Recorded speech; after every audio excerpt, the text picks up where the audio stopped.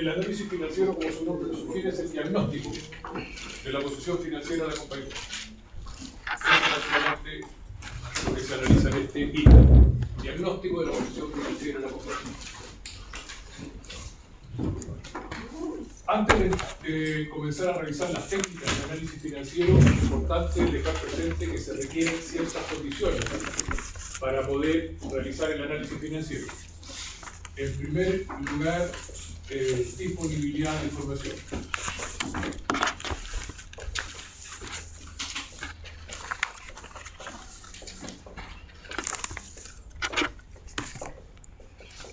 Necesitamos información para realizar el análisis financiero, ya seamos analistas internos o analistas externos, cualquiera de los dos escenarios.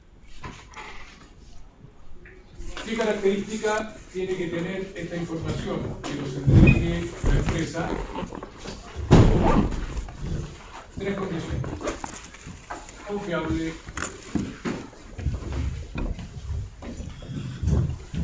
oportuna, económica.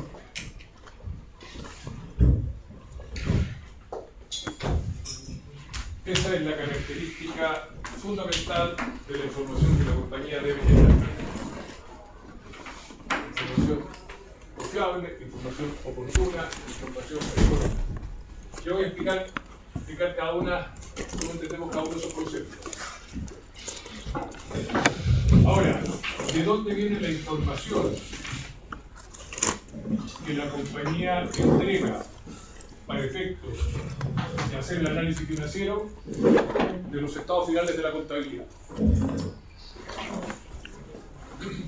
Los estados finales de la contabilidad, que ustedes deben haber visto en INCOFI, son primero el estado de situación financiera,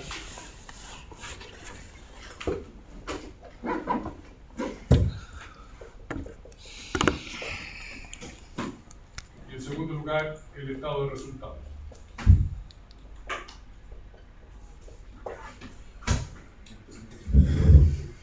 El estado de situación financiera, donde se detallan activos, pasivos y patrimonio. El estado de resultados, donde se detallan ingresos, costos, gastos.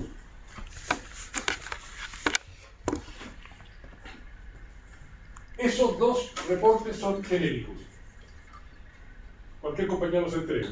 Adicionalmente, voy a colocarlo por un azul porque algunas compañías lo entregan, otras no. Está el estado de flujos de efectivo,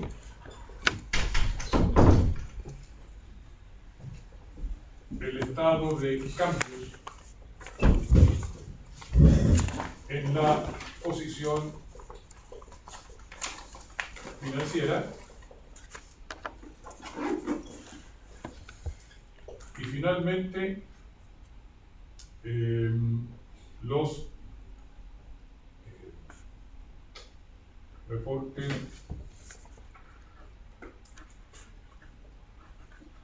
a los estados financieros.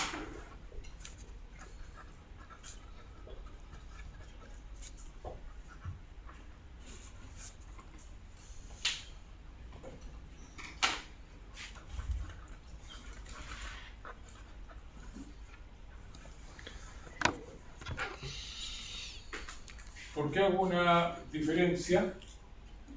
Porque los estados de situación financiera y los estados de resultados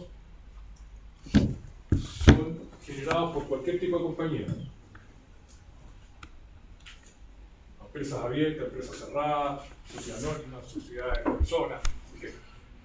Los tres que están en color azul son exigidos además para las sociedades anónimas que cotizan su acción en bolsa. Solo ellas están obligadas a entregar los reportes que están en color azul. Las sociedades anónimas que cotizan sus acciones en bolsa. Ellas están obligadas a entregar los reportes que están en color azul.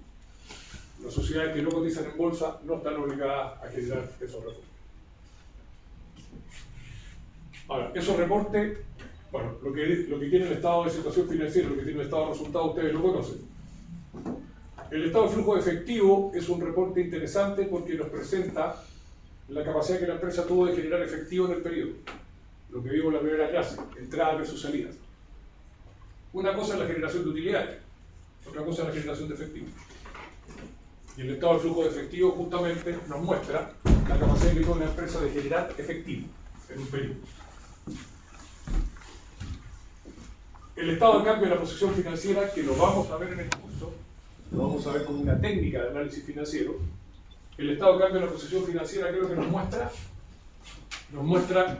las inversiones que realizó una empresa en un periodo y cómo la financió.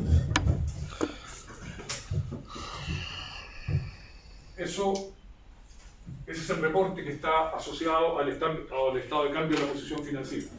¿En qué invirtió una empresa en un periodo y cómo fueron financiadas esas inversiones?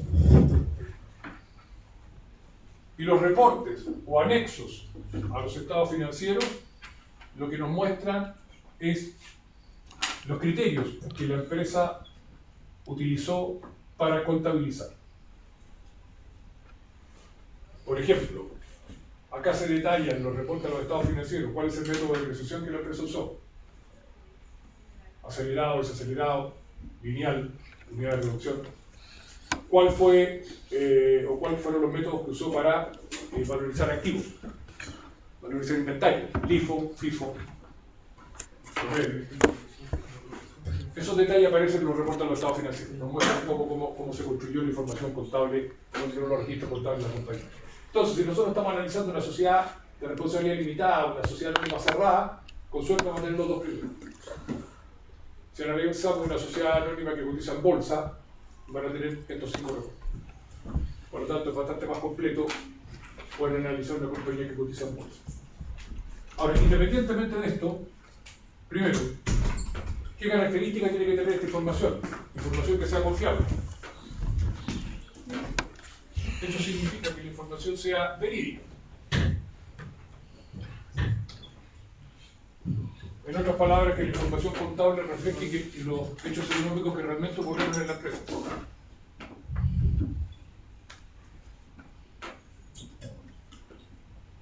Lamentablemente, no existe forma de asegurar esa condición.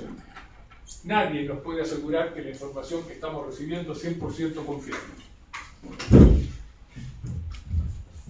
Particularmente pensando como analista externo. La única forma de reducir el riesgo es que sean estados financieros auditados. Los estados financieros auditados por empresas externas, obviamente tú reduces el riesgo de que la información no sea confiable. Pero reduces el riesgo, no lo eliminas. Lamentablemente tenemos ejemplos de compañías que cotizan, operando en Chile, sociedades anónimas abiertas, entregaron información adulterada al mercado. La Polar, Sokimich, etc.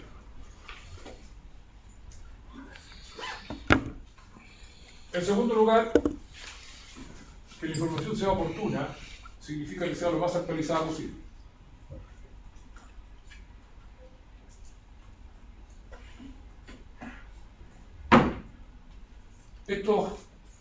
Existe un parangón, digamos, en el análisis financiero con lo que es que te tomen un examen médico. Si uno va a una consulta médica y le entrega un examen que hace un año, para el médico eso tiene bastante poca validez. Lo mismo debería pasar para el analista financiero, que se va a contener el balance el 31 de diciembre del 2024. Se han pasado 15 meses. O sea, debería tener el balance al cierre de febrero del 2026. Por eso que se recomienda, en la medida que ustedes sean responsables de la gestión financiera de una compañía, que tengan estados financieros mensuales. Todos los meses estado financiero, todos los meses estado de situación financiera, todos los meses estado de resultados. Esa es la única manera de ir haciendo un seguimiento con información actualizada. Por ejemplo, la norma del mercado de valores en Chile, volviendo a las sociedades anónimas abiertas que cotizan sus acciones en bolsa, obliga a que estas compañías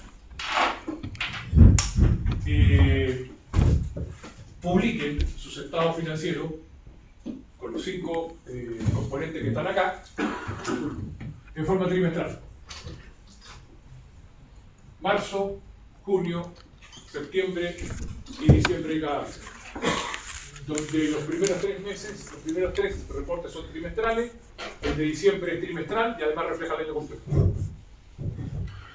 Esa es una forma en que el mercado trata de que la información que reciban los inversionistas o analistas sea actualizada.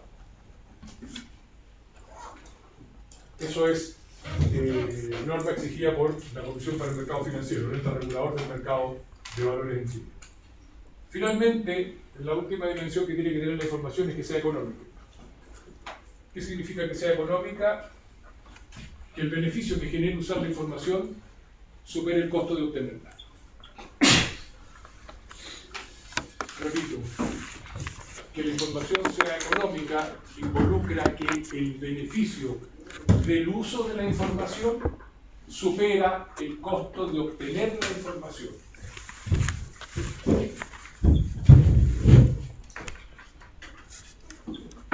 Por lo tanto, jamás confundir económico con gratuito.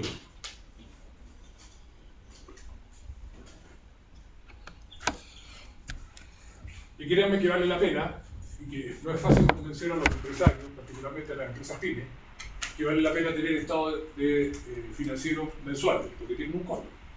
Entre hacer uno anual y hacer 12 en el año, evidentemente que sale más barato hacer uno solo al año. El tema es disponer de la calidad de información, el tiempo y forma para tomar decisiones eficientes desde el punto de vista de la gestión financiera. Una vez que ya has dispuesto de esta información, el segundo paso o el segundo requisito es conocimiento de la industria.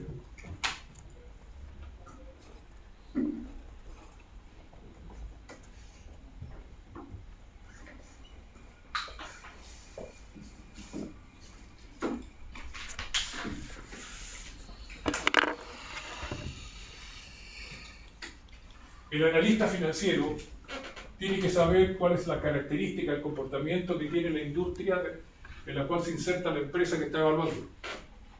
No es lo mismo analizar un supermercado que analizar una empresa minera.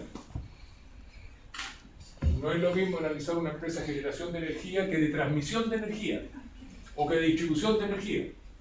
Son 3 negocios distintos dentro de la misma industria. Generar, transmitir o distribuir. Por ejemplo, dado que lo conozco por mi expertise en esa área, el rubro agrícola, el año agrícola va de junio a junio, no de enero a diciembre. Si eso no lo considero yo en el análisis. Segundo, el rubro agrícola es muy distinto que tú evalúes la empresa cuando estás sembrando que cuando estás cosechando. Cuando estás sembrando vas a tener unos indicadores de liquidez y de endeudamiento bastante negativos. Cuando estás cosechando vas a tener indicadores bastante positivos, pero es por el ciclo.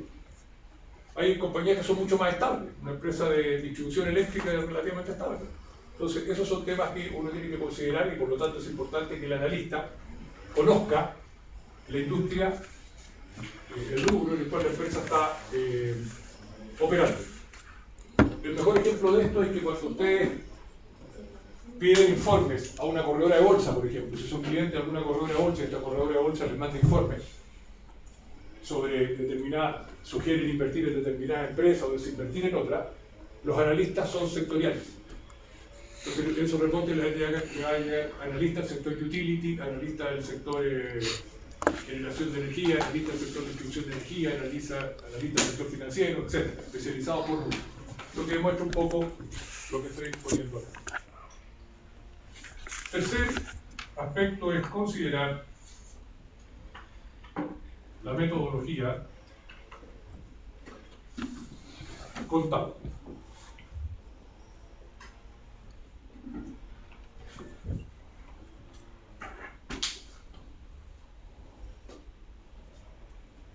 ¿Qué significa considerar la metodología contable?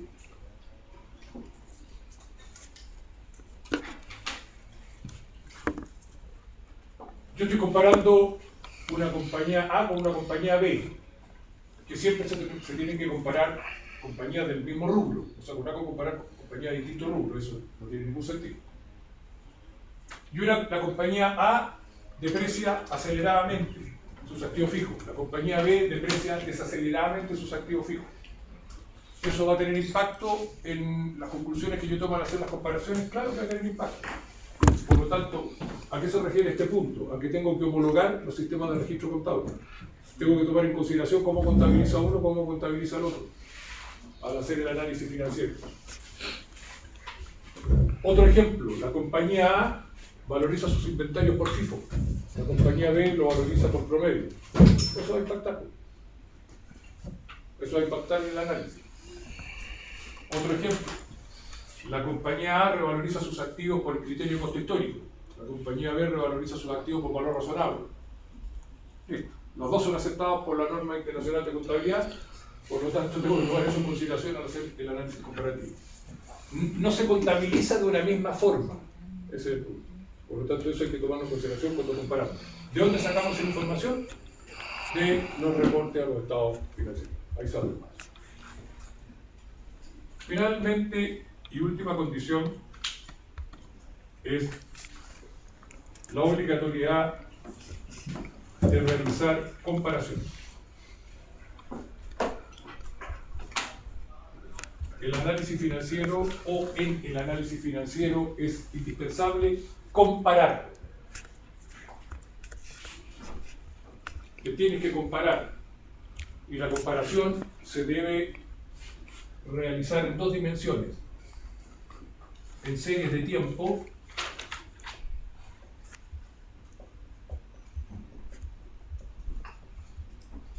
o en transversales.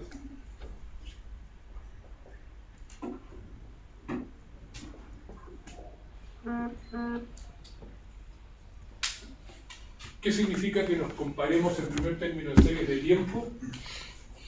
Esto es que la misma empresa se va comparando a través del tiempo. Se compara a sí misma.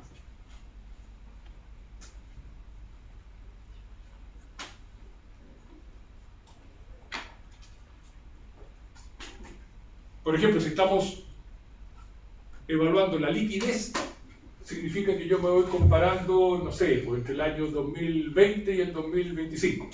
Cómo ha ido evolucionando la liquidez. Eso sería de tiempo. Cómo se ha comportado la liquidez en un periodo determinado de tiempo.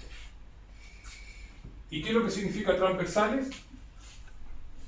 Compararte con tus principales competidores.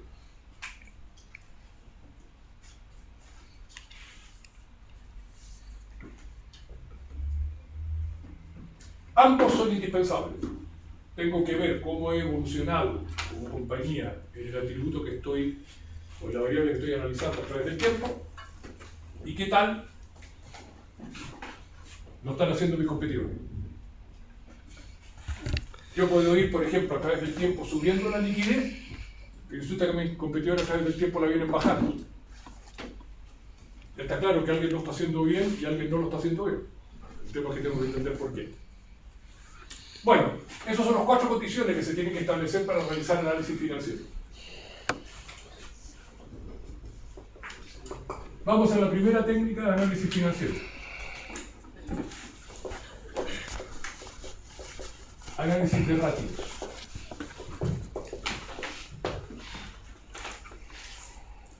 Vamos a revisar 3 técnicas de análisis financiero. Esta es la primera. Análisis de ratios. Ratios financieros.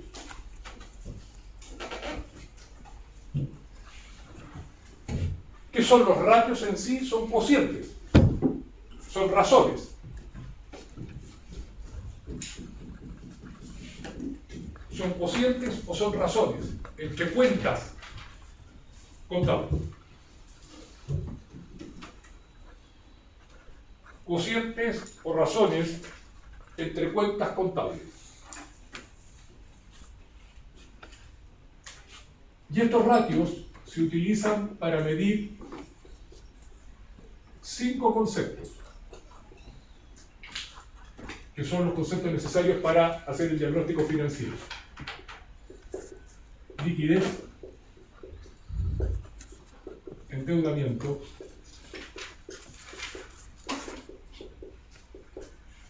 cobertura,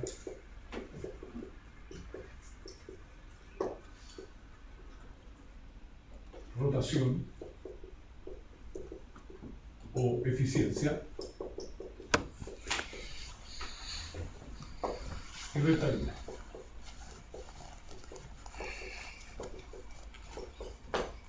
Esta rotación, eficiencia, también algunos lo denominan activo.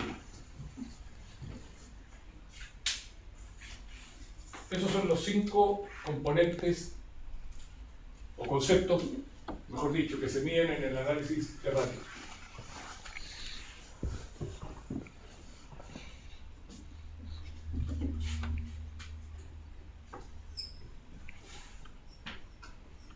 Vamos a revisar qué ratios se utilizan para medir cada uno de ellos y cómo los podríamos ir interpretando. Partamos por la liquidez. En la primera clase nosotros definíamos la liquidez y hablábamos de liquidez de la empresa o liquidez de un activo. Acá, como estamos haciendo el análisis financiero de una empresa, obviamente lo que vamos a usar es la liquidez de la empresa. Y reitero lo dicho en esa clase, cómo se define la liquidez de la empresa como la capacidad que ésta tiene de cumplir con sus compromisos de corto plazo.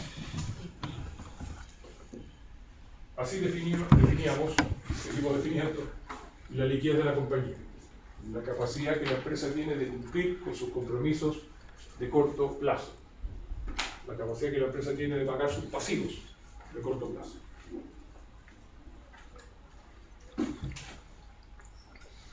¿Qué ratios se usan para medir este concepto? Primero, la razón corriente.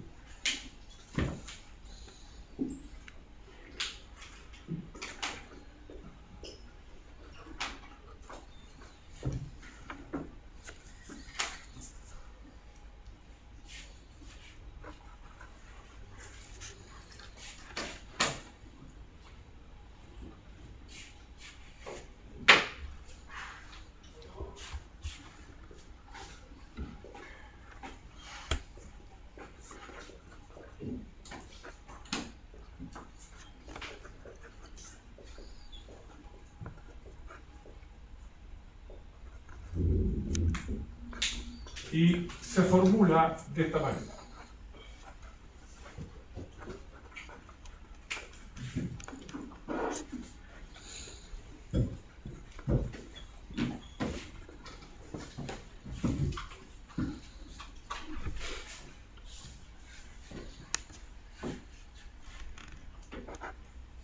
En el numerador, los activos de corto plazo que tiene la compañía, en el denominador, las deudas de corto plazo que la compañía tiene.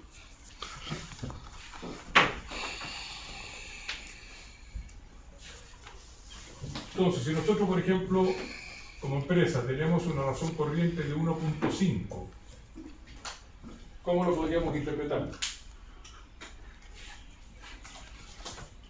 Que tenemos más activos corrientes que pasivos corrientes. Ok, perfecto. ¿Y eso qué involucraría? Que tenemos una buena capacidad para cumplir con deudas. ¿Perdón? Que tenemos, ¿Qué me estaba...? que tenemos una buena situación para cumplir con las deudas de corto plazo. Que por cada un peso de pasivo tenemos un medio de activo para pagar. Por ahí va. Ese es un tema que me estás planteando en la interpretación unitaria. Tú tienes dos formas de interpretarlo, las dos son correctas. Yo voy a ir planteando las dos y después voy a ir derivando a una de ellas. Pero repito, se puede interpretar las dos en términos, o sea, se puede usar las dos para interpretarlo, depende del gusto del analista. Si uno lo interpreta en términos agregados, dice que esta empresa tiene un activo corriente que es 50% mayor que el pasivo corriente. Que tuvo, esto quiere decir en términos pasados, porque los estados financieros son históricos, ¿no? Durante el año, o durante el mes, o durante el trimestre, lo que sea, histórico, la empresa tuvo un activo corriente 50% superior a su pasivo corriente. Eso es una interpretación agregada. La interpretación unitaria, la que estaba planteando el compañero al final, es que por cada peso que debes a corto plazo, dispones de 1 peso y 50 centavos en activos corrientes como respaldo. Esa es la interpretación unitaria. Por cada peso que debes a corto plazo, dispones de 1 peso y 50 centavos en activos corrientes como respaldo.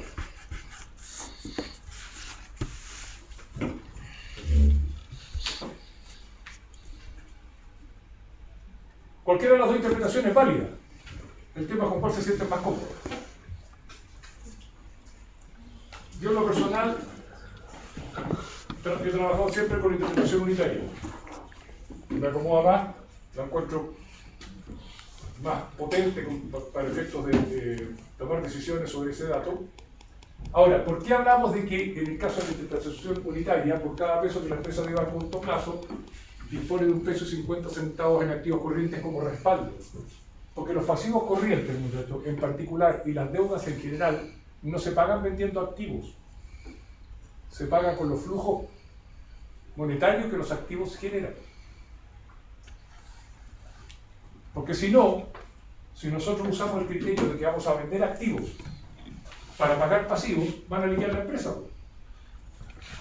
Venden activos, pagan las deudas, queda el patrimonio, se lo reparten con los dueños y se acaba la compañía. No, las deudas se pagan con los flujos que generen los activos, con la operación de los activos.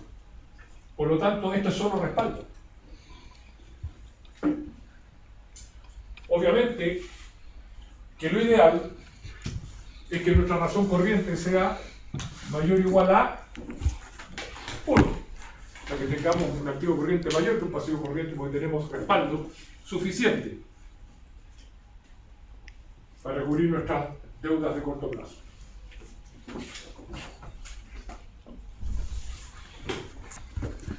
Segundo, dale. Había dicho que había una interpretación unitaria y la otra, ¿cómo se llama? Agregada. Gracias.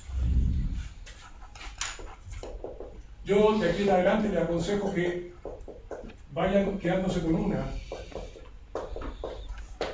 Porque no tiene mucho sentido usar las dos, van a lo mismo. Apuntan a lo mismo. El segundo ratio, liquidez real, la liquidez real se expresa como el efectivo más los valores negociables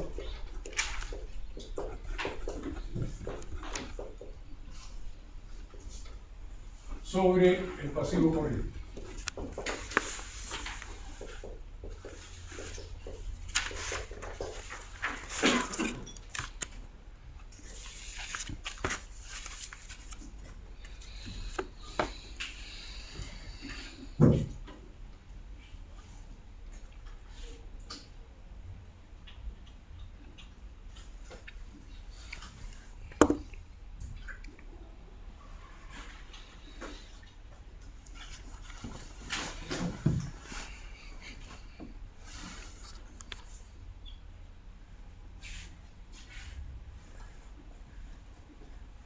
Antes de dar ejemplos, ¿qué tenemos en el numerador?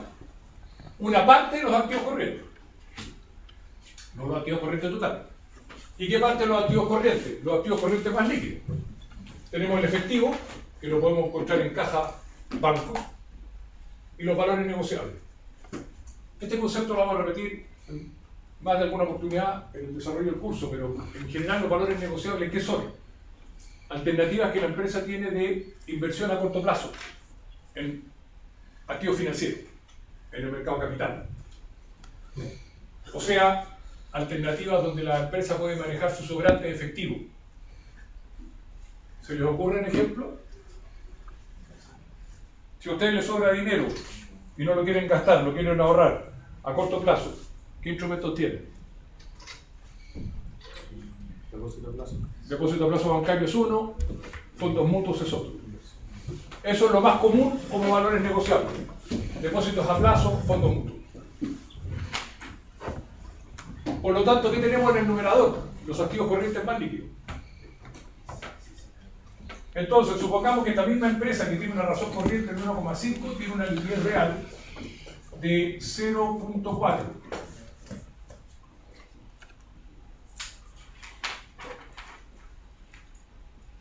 Yo lo voy a seguir interpretando en términos unitarios. Por lo tanto, diríamos que por cada peso que la empresa debe a corto plazo, dispone de 40 centavos en activos líquidos o en activos corrientes líquidos. Por cada peso que la empresa debe o debía, hay que hablar en pasado, ¿no? Por cada peso que la empresa debía a corto plazo, disponía de 40 centavos en activos corrientes líquidos. Efectivo e instrumentos de fácil liquidación en el mercado de capital. Dale. Eso no es muy bueno, ¿no? Así mostrado, ni bueno ni malo. Hay que compararse. Porque si tú tienes 0,4 y tus competidores tienen 0,1, 0,2, resulta que estás mejor que tus competidores.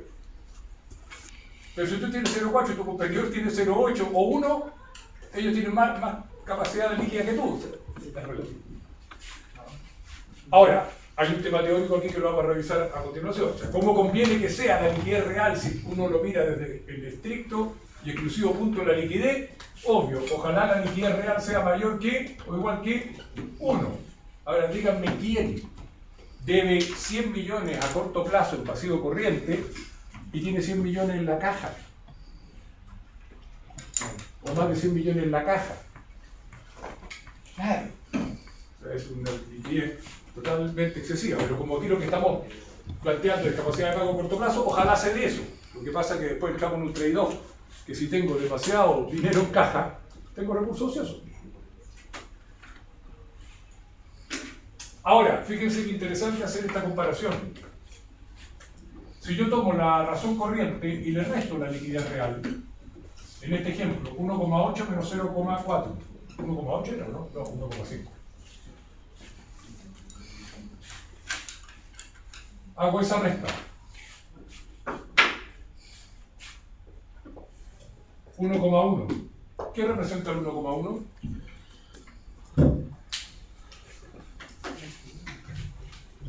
Los valores negociables. No. Los valores negociables estarían descontados aquí. ¿Qué representa el 1,1? El 1,1 en términos relativos te representa el resto de los activos corrientes. O sea, podríamos decir que por cada peso que la empresa deba a corto plazo, tiene 1 peso y 10 centavos en activos corrientes menos líquidos. Cuenta por cobrar, inventario, que son los más representativos. O sea, por diferencia, los puedes restar perfectamente porque tienen el mismo denominador. Por lo tanto, 1,5 menos 0,4 te da 1,1. 1,1 es el tamaño relativo de los activos corrientes menos líquidos. ¿Cuáles son los activos corrientes menos líquidos más habituales? Cuenta por cobrar, inventario.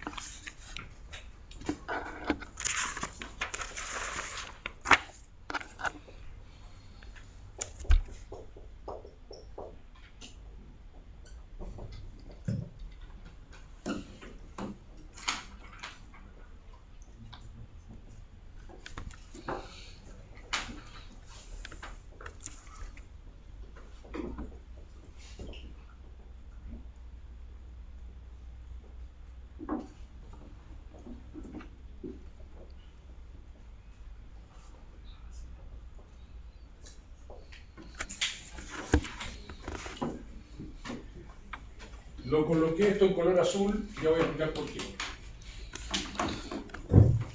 El tercer ratio que podría ayudarnos a medir la liquidez de una compañía es la prueba ácida.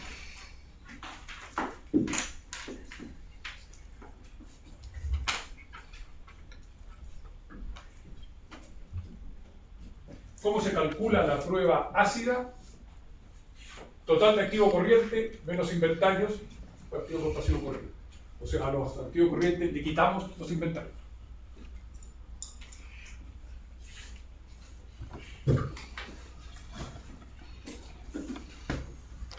Y sobre esa base, muchachos, les explico inmediatamente el por qué está marcada en color azul.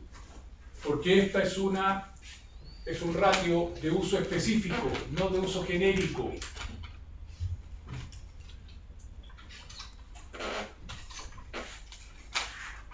En otras palabras, la razón corriente y la liquidez real, ustedes lo pueden usar en cualquier empresa de cualquier rubro. Absolutamente transversal. La prueba base no tiene sentido. La prueba base está diseñada solo para determinados rubros. ¿Se les ocurre en qué rubros es relevante usar la prueba base? O al revés, si quieren. ¿En qué rubros no tendría ninguna lógica usar la prueba base? Una empresa de luz física. Ok, pero ¿de qué? O sea, como tipo, Distribuidora, transmisora. En líneas generales, salvo que acumules energía, una transmisora que no acumula, una distribuidora que no acumula, no tiene ningún sentido que calcule eso. ¿Cuál es el inventario? ¿La luna tiene una acumulada? ¿Tiene inventario de energía? No. Es decir, rubros donde los inventarios son irrelevantes, ¿para qué usar la prueba base? ¿Ah? En los supermercados es absolutamente relevante el ratio. Porque los supermercados tienen inventario. En un retail, súper relevante. Pero, por ejemplo, un banco puede o sea, si que la pueden calcular, claro que la pueden calcular. Ahora, ¿qué sentido tiene? Le va a dar igual que la razón corriente. ¿Por qué? Porque los inventarios son cero. ¿Qué inventario tiene un banco? ¿Qué inventario tiene una compañía de seguro? O sea, yo voy a una compañía de seguro, voy a tomar un seguro de vida y el tipo no me dice, déjeme ver si me quedan en stock. Es un servicio el que te está dando el tipo. Por lo tanto, no están inventariados. Entonces, cualquier compañía que preste servicios, en el fondo, que venda un intangible, automáticamente esta razón prueba hacia no tiene ninguna lógica. ¿Alguien me va a preguntar algo, Río? No, lo respondió después. ¿Perdón? Lo respondió después. Ah, ya. Ok. Por lo tanto, solo para empresas, supermercados, empresas mineras, en general empresas industriales, que transforman una materia prima en un producto terminado, sí. O que comercializan productos terminados, también podría ser. Pero prestadores de servicios, bueno, no tiene ningún sentido. Ahora, supongamos que esta compañía tiene una prueba ácida de 0. No, supongamos una prueba ácida de 1,1 era ese. Una prueba ácida de 0,9.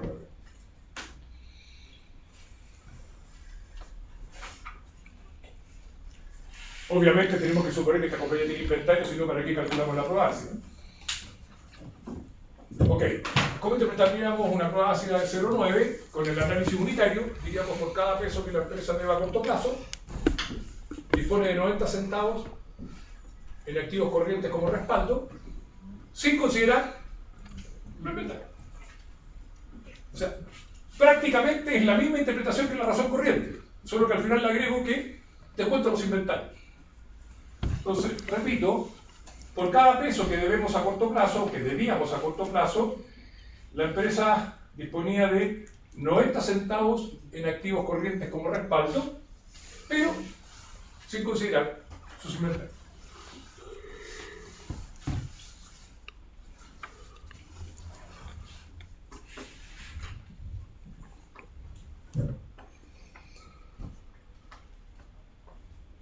Más de alguna vez me han preguntado, cuando presento este tema, ¿por qué se sacan los inventarios? Porque en este tipo de empresas se asume que los inventarios son el activo corriente menos líquido. O sea, el que más cuesta transformar en efectivo. Y también porque regularmente los inventarios tienen un volumen dentro del activo corriente significativo.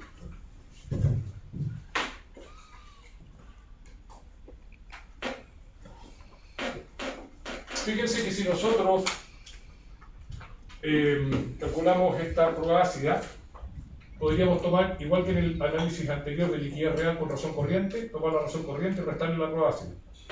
O sea, 1,5, la que está allá, menos 0,9. ¿Qué representa el 0,6?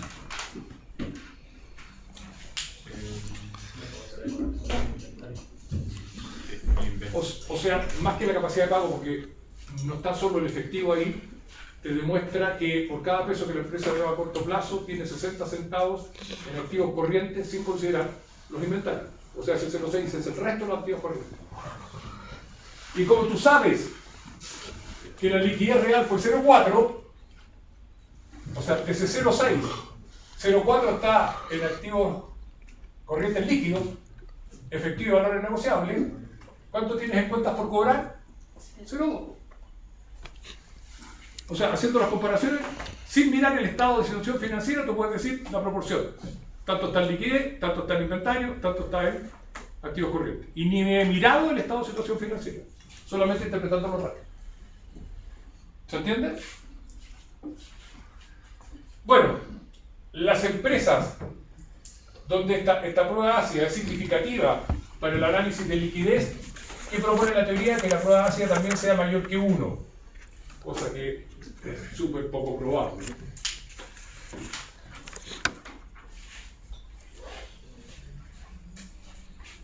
Y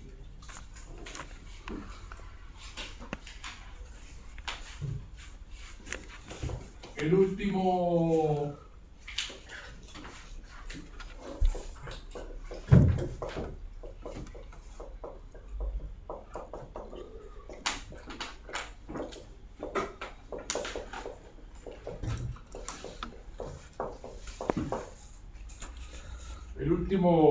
ratio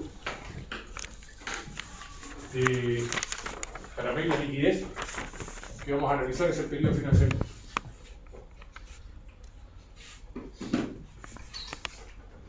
El periodo de financiamiento se formula como PVC menos PMP. Esa es la forma. Nuevamente lo coloco en color rojo porque este es un ratio que lo puede usar cualquier tipo de empresa en cualquier rubro. Donde PMC, periodo medio de cobro,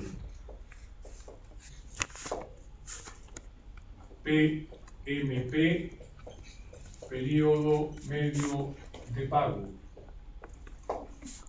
IPS, permanencia del stock.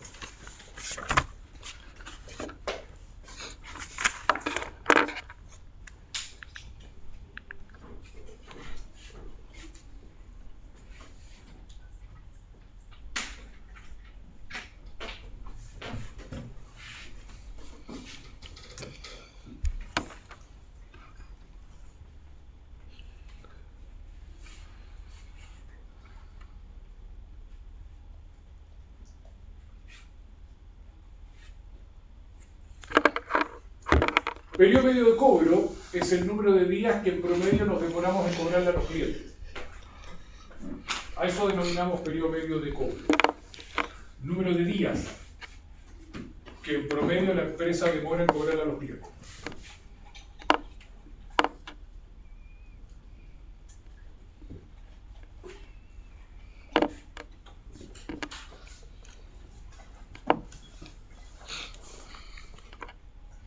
Por su parte, periodo medio de pago, número de días que la empresa demora en pagarle a los proveedores.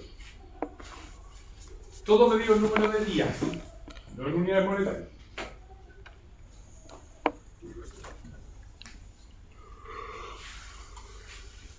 Y permanencia del stock. Ojo con esto. Esto tiene que ver básicamente con los días que te demoras en producir y vender tu producto. Se llama permanencia del stock. ¿Cuánto te demoras en producir y vender el producto? 2 días.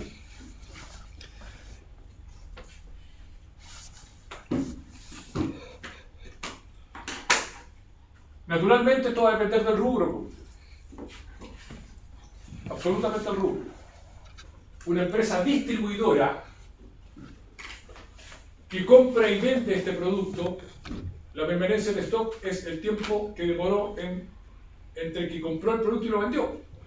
Pero la que fabrica este producto es el tiempo desde que compró la materia prima hasta que vendió el producto terminado.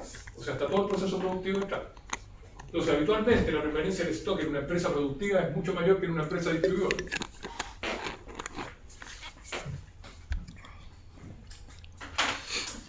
Ahí está la fórmula. Vamos a poner dos ejemplos. En primer término, vamos a pensar un periodo de financiamiento que se va a componer de la siguiente forma. 60 días más 45 días menos 30 días.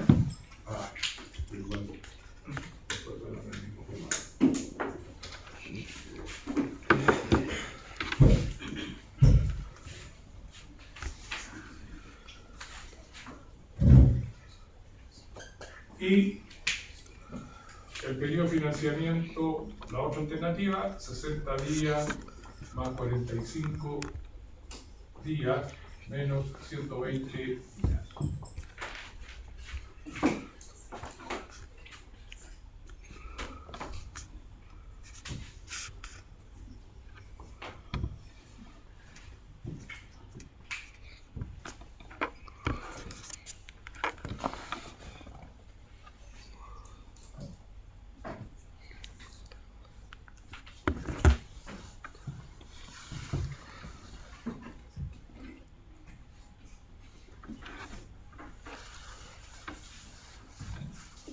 Entonces, si comparamos, en ambos casos, la empresa se demora 45 días en producir y vender el producto. Una vez que está vendido, se demora 60 días en cobrar. Por lo tanto, en ambos casos, su ciclo productivo y comercial son 105 días. En el primer caso, se demora 30 días en pagar a los proveedores. En el segundo caso, se demora 120 días en pagar a los proveedores. Por lo tanto, en el primer caso, tendríamos 75 días positivos. En el segundo caso, tendríamos, entre paréntesis, para reflejar que es negativo, 15 días negativos.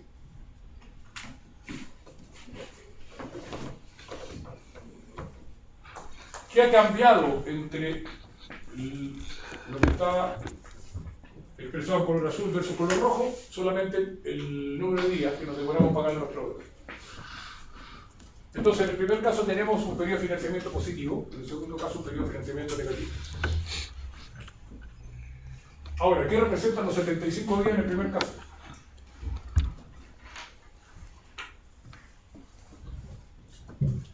Lo que es que necesitamos cubrir hasta el siguiente periodo. Ok. O sea, que sea positivo significa que estos 75 días son deficitarios.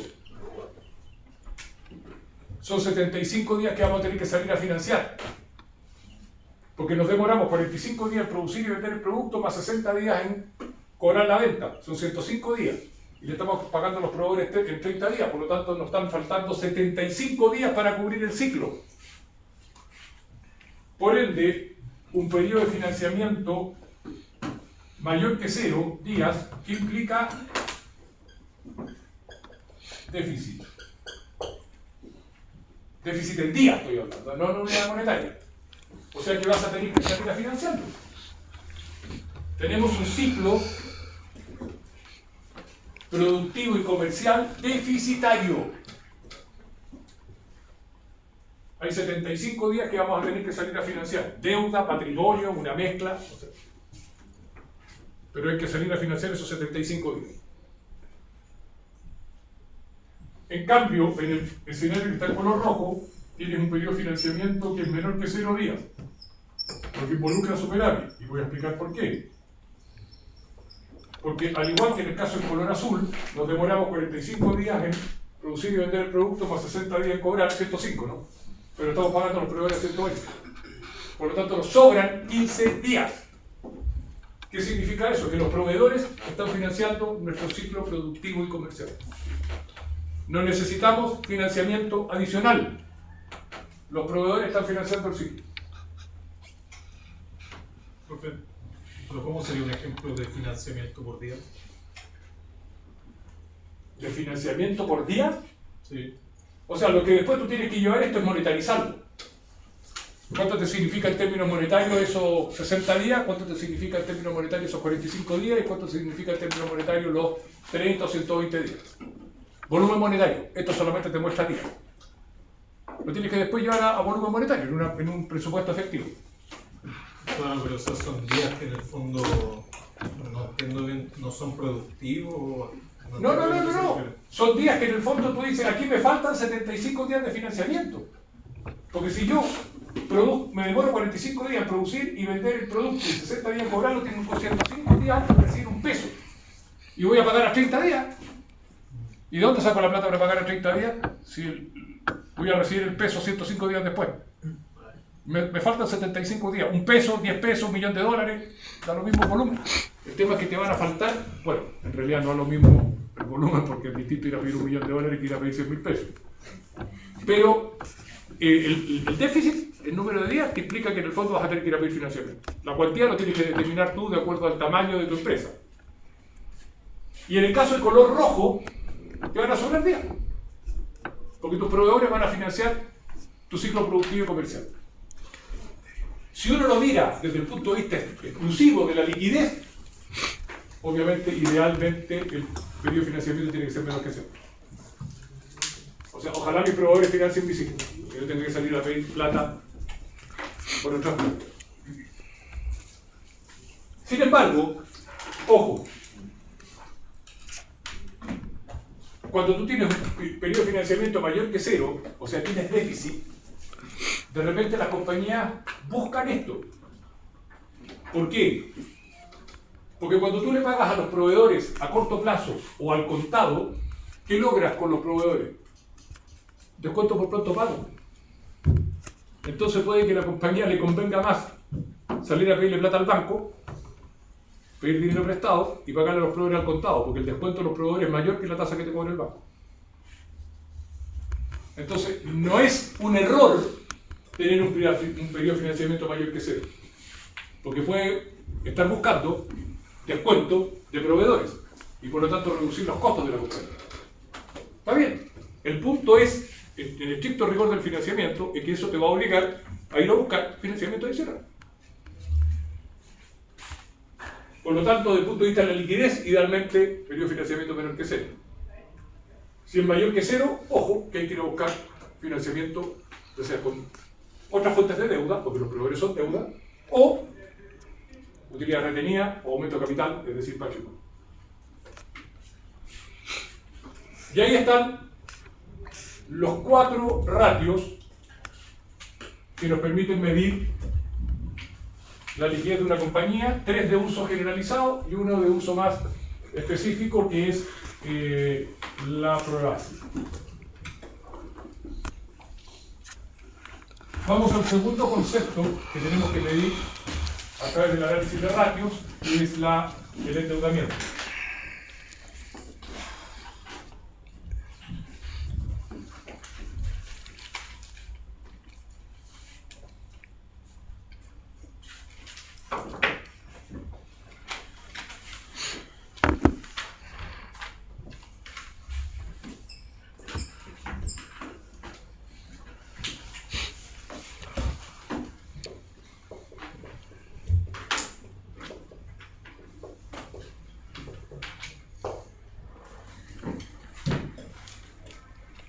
¿Qué nos mide este concepto?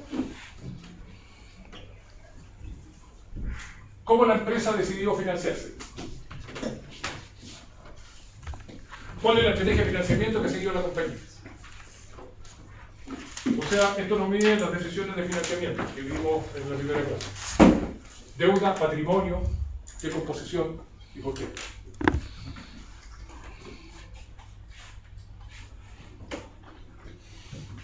El primer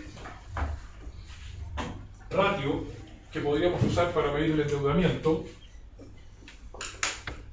es la razón de endeudamiento también se le conoce como la razón de la deuda, por lo tanto simboliza RE o RT.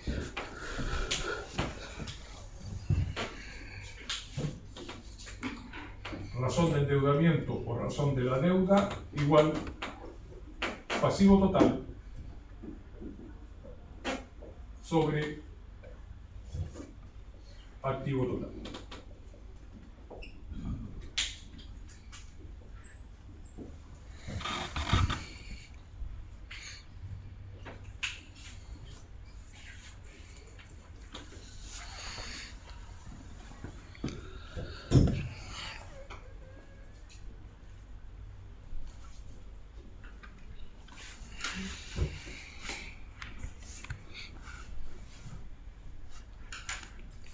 En el numerador todas nuestras deudas, en el denominador toda la inversión que la empresa ha realizado en activos. Entonces, teniendo presente la ecuación contable fundamental, supongamos que nuestra razón de endeudamiento sea 0,7. ¿Cómo lo interpretamos? Que por cada un peso que yo tengo, debo 0,7. O sea, por cada peso que la empresa invirtió en activos, Claro. ¿sí? Eh, Los acreedores han financiado 70 centavos y por lo tanto los dueños han financiado la ecuación contable fundamental 30 centavos. Te tiene que dar uno. Activo total igual pasivo total más patrimonio. Por lo tanto, ese 0,7 en términos unitarios indica que por cada peso que la empresa invirtió en activos, los acreedores, deuda, financiaron 70 centavos. Y por lo tanto los dueños financiaron los 30 centavos restantes.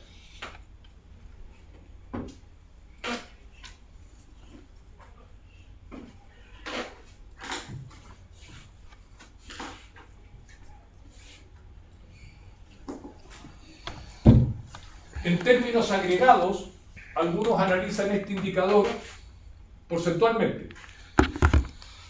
Entonces te dicen, una razón de endeudamiento 0,7 significa que el 70% del activo total ha sido financiado con deuda y por lo tanto el 30% con patrimonio. También, otra forma de interpretarlo, mismo resultado.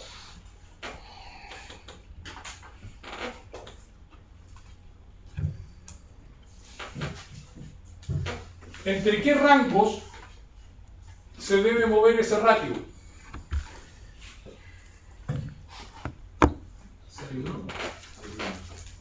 ¿Perdón? 6,1. Perfecto. Rango mínimo 0. ¿Cuándo? Cuando la empresa está financiada 100% con patrimonio. Rango máximo no puede ser 1. Puede ser, si quieren, 0,9 periódico. Pero 1 no, porque una empresa no puede tener patrimonio 0. Porque legalmente no existe. ¿Quiénes son los dueños? Por lo tanto, en esos rangos se puede mover. Mientras más alto, más deuda en la estructura. Mientras más bajo, menos deuda en la estructura. Por eso lo que dije al comienzo de interpretar este ratio, esto te muestra cómo has decidido financiar la empresa. ¿Privilegias la deuda? ¿Privilegias el patrimonio? En función de lo que vimos en la primera clase. ¿Privilegias la rentabilidad? ¿Privilegias la seguridad?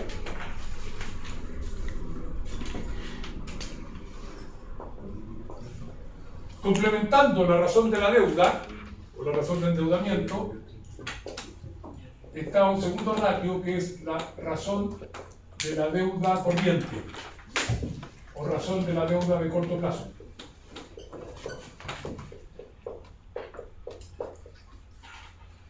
Razón de endeudamiento corriente también, sí. Lo que no se ha llamado endeudamiento corriente. ¿Cómo se expresa este ratio? Razón de la deuda corriente.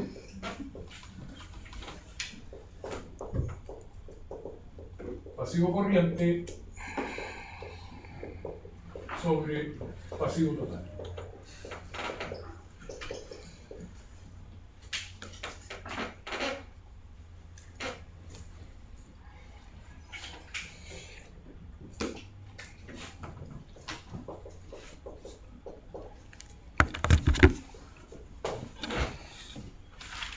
¿Qué tenemos en el numerador?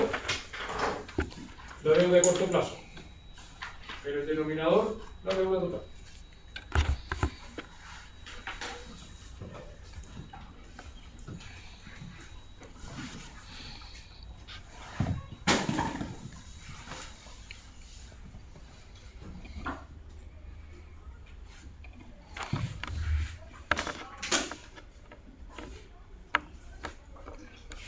Razón de la deuda corriente 0,4.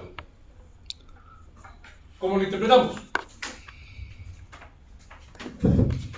Aquí lo que se analiza es la composición de la deuda.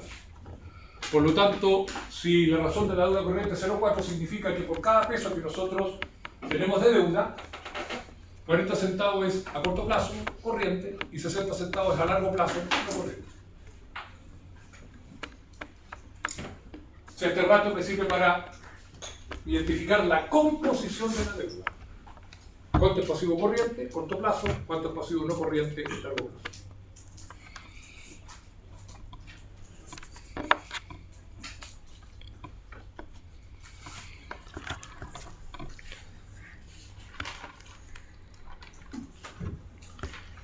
Fíjense, si ustedes conocen los dos, usando el ejemplo que estamos analizando, pueden inmediatamente identificar cuál es la estructura de financiamiento de la compañía completa.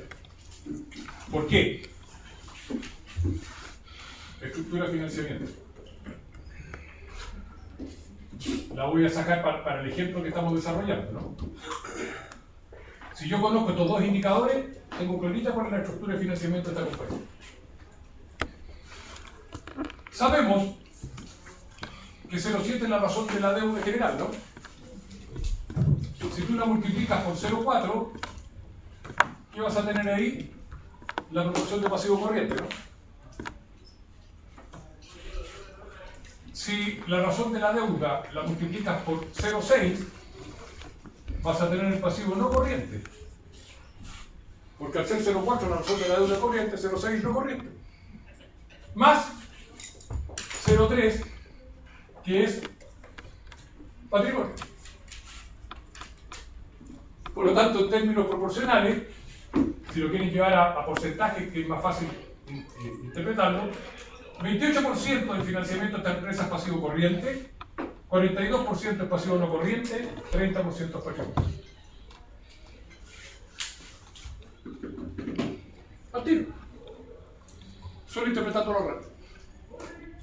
Mezclando la razón de la deuda con la razón de la deuda corriente, inmediatamente identifico cuál es la estructura de financiamiento de la compañía. Cuánto es pasivo corriente, cuánto es pasivo no corriente y cuánto es patrimonio. ¿Queda claro ese desarrollo? ¿Lo podría repetir? Por supuesto. Tú tienes que la razón de la deuda es 0,7, por lo tanto ya sabes que los pasivos sobre los activos totales son el 70%. 30% es patrimonio. Ahora, de ese 70%, tú sabes que el 40% es corto plazo. Y luego 60% es largo plazo. Ok. 0,7 por 0,4 me da la proporción de pasivos corrientes dentro del total de la deuda. Perdón, dentro del total del financiamiento. 0,7 por 0,6, que es la proporción de pasivos no corrientes, me da la proporción de pasivos no corrientes dentro del total de financiamiento. Y 0,3, 30%, patrimonio, sigue tal cual. Entonces, de ese 70% que es deuda, 28% corto plazo, 42% largo plazo. Gracias a la razón de la deuda corriente, te permite esa apertura. Porque si no te vas a quedar con 70 deuda y 30 patrimonio. Ok, ¿cuánto de deuda corta y larga? Si no es por la razón de la deuda corriente, no lo puedes obtener.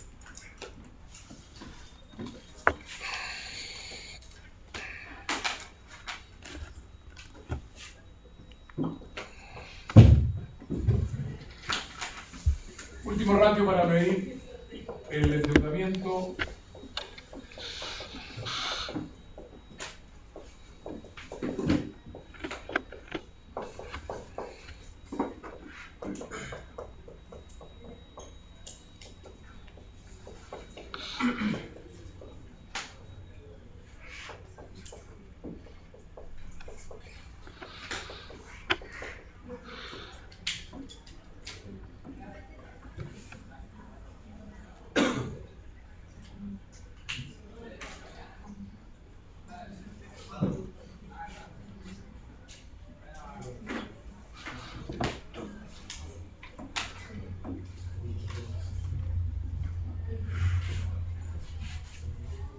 Antes de interpretarlo, quiero que me sigan un minuto y después le doy tiempo para que lo copien. Porque nosotros podemos aquí hacer algún manejo de esta fórmula para poder obtener este ratio conociendo la razón de la deuda. Entonces, fíjense, si yo tomo el leverage financiero y hago el siguiente ajuste. Pasivo total en el numerador, lo divido, ya les voy a mostrar por qué lo divido, y abajo tengo patrimonio, y también lo divido. En este caso, ambos componentes los vamos a dividir por el activo total.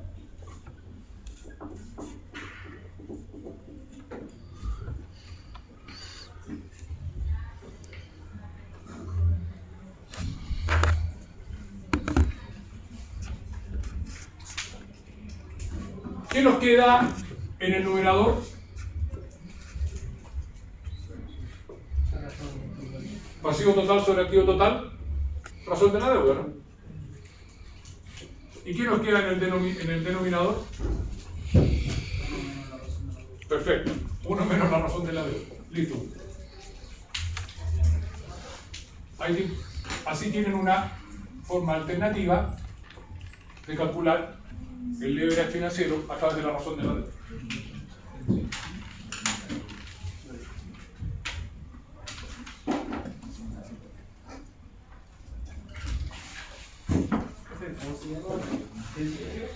¿Cómo? ¿Qué dice ahí arriba? ¿Este? No, ahí arriba, leve. Leverage financiero. Ya, gracias.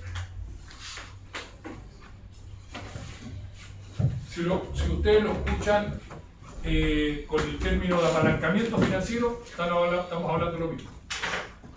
Leverage o apalancamiento es lo mismo.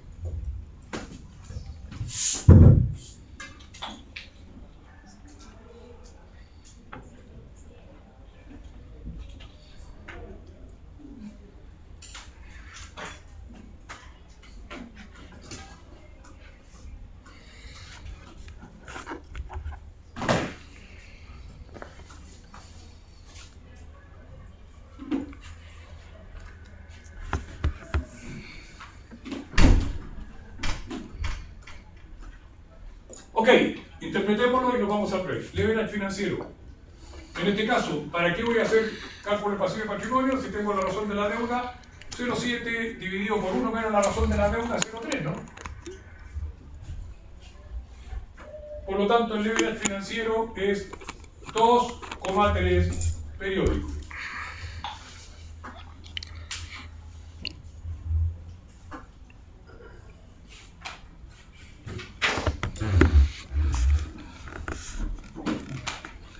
¿Qué nos indica el leverage financiero en sí? O sea, ¿cómo interpreto ese 2,3? El leverage financiero se interpreta como la capacidad que tiene el patrimonio de la empresa de conseguir financiamiento con deuda.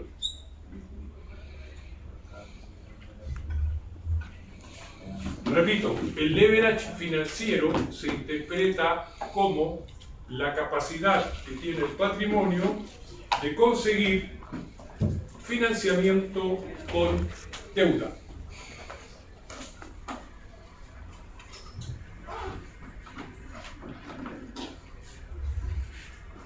O sea, en este caso diríamos que por cada peso que los dueños aportaron a la compañía se consiguió 2 pesos y 33 centavos de financiamiento con deuda. Repito, por cada peso que los dueños aportaron a la compañía, esta se consiguió 2 pesos y 33 centavos de financiamiento con deuda.